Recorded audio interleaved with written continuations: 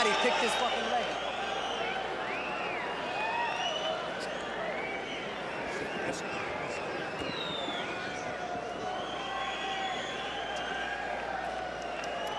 Holyfield works his way inside.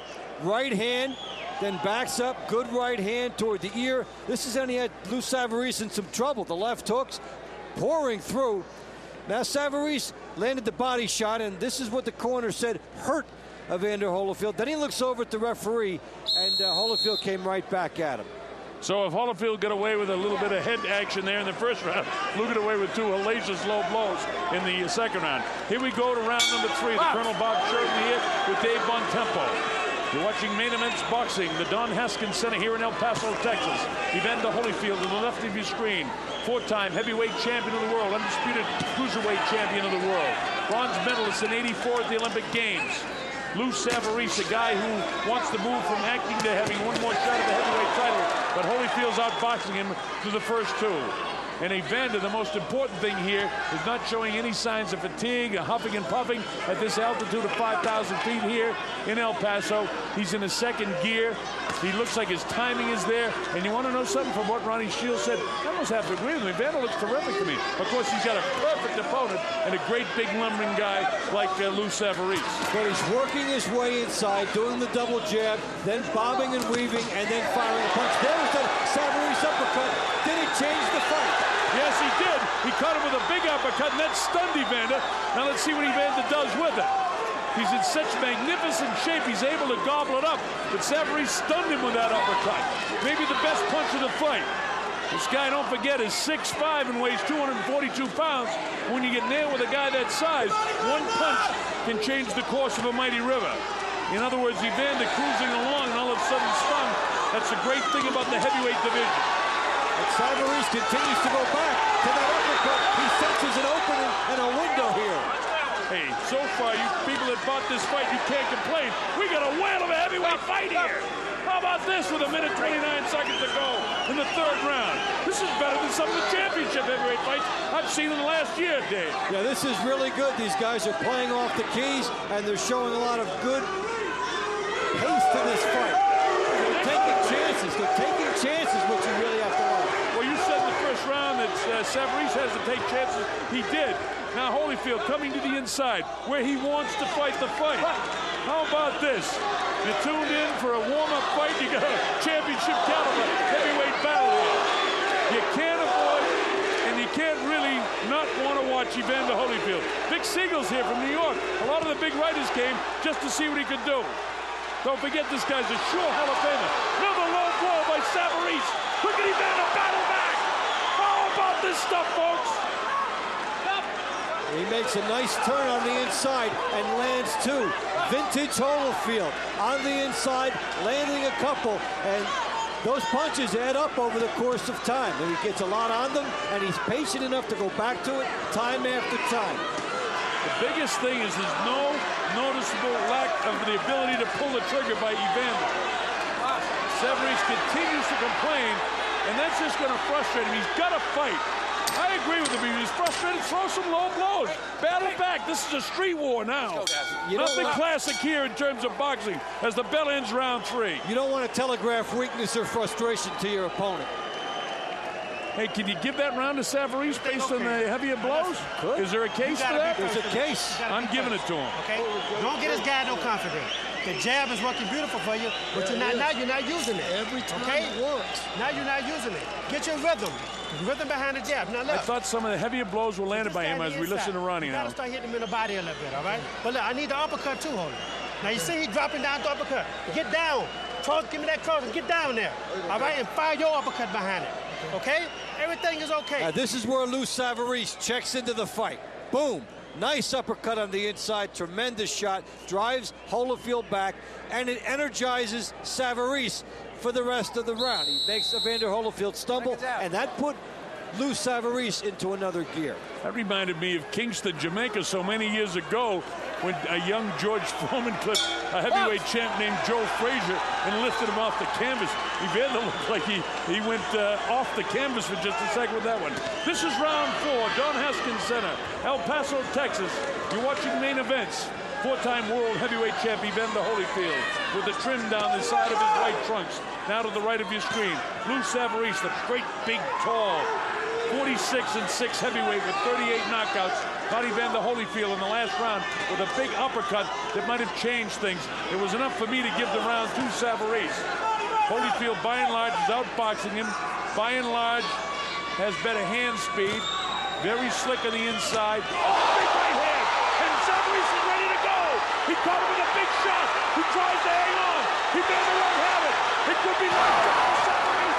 He hasn't been able to dump him yet, but he's on clear streak. He needs to grab him. He didn't do it. Big shot, and again Savarese continues to complain. It wasn't a head shot. It was a body shot. The count's at 6, 7, and 8. Lou Savarese totally frustrated. He's not completely back. A minute 52 to go. Evander's going to finish him in the 4th round. He can't survive this, Dave. On comes Evander to set it up. Big right hand by Holyfield up the top. Savarese can't stop it. He's got to grab him here. He's got to buy time. He's not doing that. Watch the Holyfield right hand. It's there.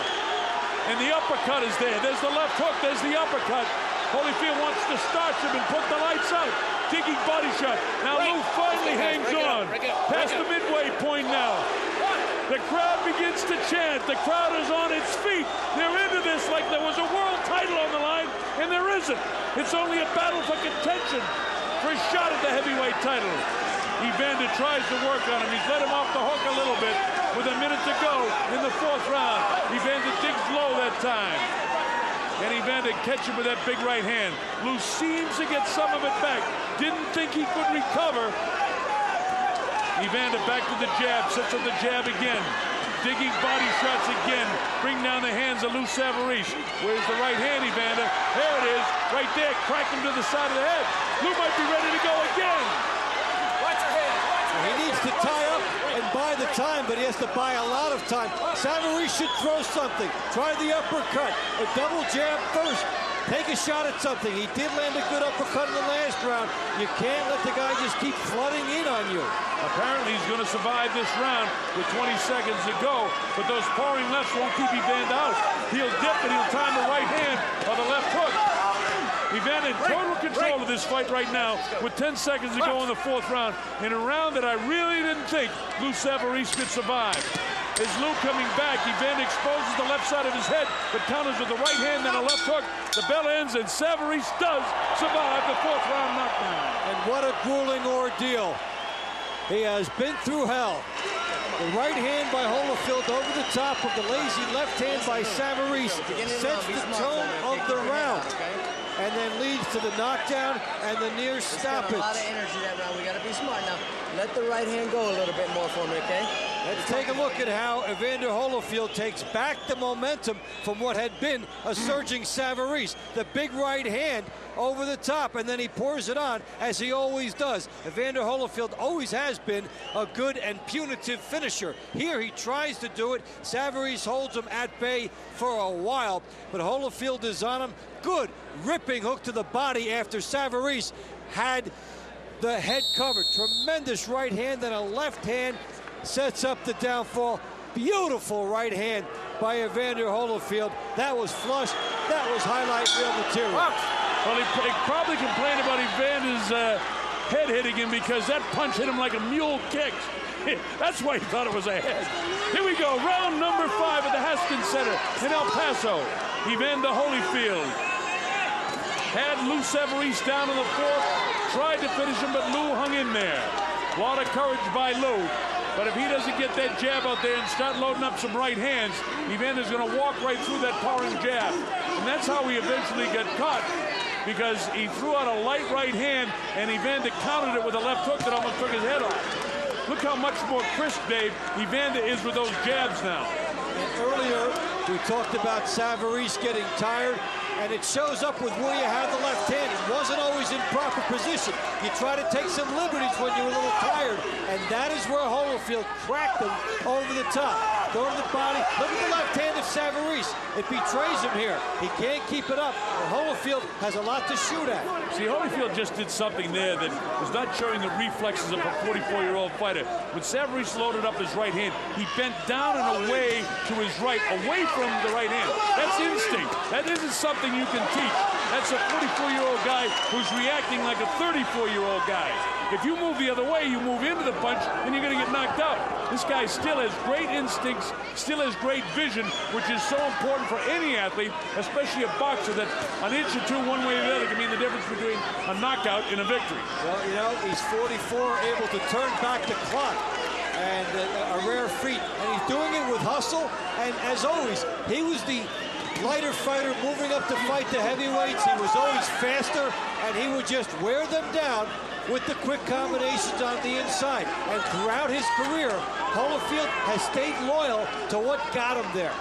Well, there's a 23-pound difference tonight to Savarese's favor, but Evander has never let weight be a difference in his fight. And this guy fights like a heavyweight. Why not? He's a 4-time heavyweight champ, huh? You look back, though, you can't really think of guys that were faster